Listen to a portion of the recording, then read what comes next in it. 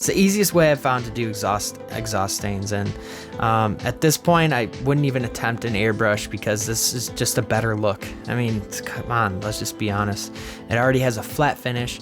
It already looks like the real deal. It looks thick and heavy and matted on like it's been through a few flights, and if I screw up, I don't have to mess with it much. I can literally take the whole thing with just a cotton swab, and it takes about 10 minutes to do instead of farting around with PSI and all that crap. So yeah, just the best option.